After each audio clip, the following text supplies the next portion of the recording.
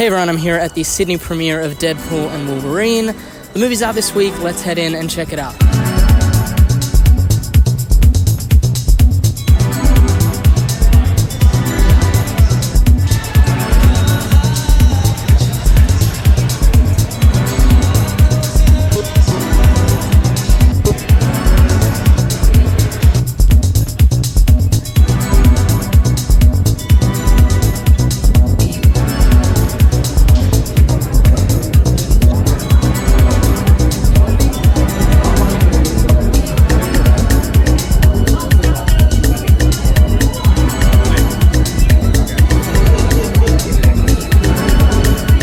Okay, movie's finished, time for a review. Deadpool and Wolverine is a highly entertaining movie with well-executed moments that pay tribute to the fans of this franchise. I really enjoyed the action, the character interactions are loads of fun, and some of its ideas are genuinely clever. That said, it struggles at times to drive home its character motivations in a plot where the stakes are constantly changing. There are so many moments in this film, though, that really honor fans of the comic books and X-Men franchise in a way that previous films never have. From the yellow Wolverine suit, complete with a mask, to blowout action scenes with all the blood and gore you'd expect from a Wolverine and Deadpool battle, the montage of various comic-accurate Wolverine variants filled with deep-cut references is a highlight.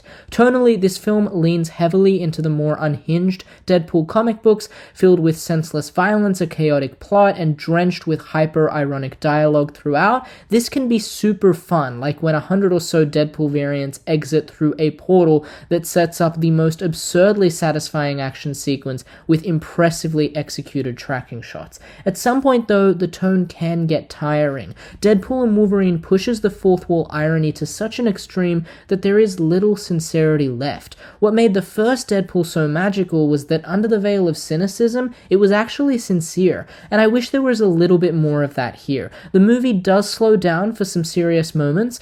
Both titular characters are given an emotional background. Deadpool's insecurity is that he's an insignificant loser who will never matter, and for Wolverine we learn that this variant left the X-Men to die when they needed him most. Sadly, these backstories feel like an afterthought that was layered on top of an otherwise loud movie. At times they can work really well, but by the finale you don't really buy into these insecurities of the characters because they've spent most of the movie just swearing and joking around with each other, which is fine. It's just that when you drown your movie in so much meta humor to the point where your characters are invincible, arrogant, and have a literal messiah complex, it's kind of hard to buy into the emotional seriousness. Because of this, the character motivations come across as shallow and don't hold that much weight by the finale. That said, the music choices are excellent. The first two Deadpool movies had some great needle drops, but this one takes it to a new level, and it's awesome, and I really do think this is a display of amazing performances from Ryan Reynolds and Hugh Jackman, who are just in their prime in characters that they were born to play.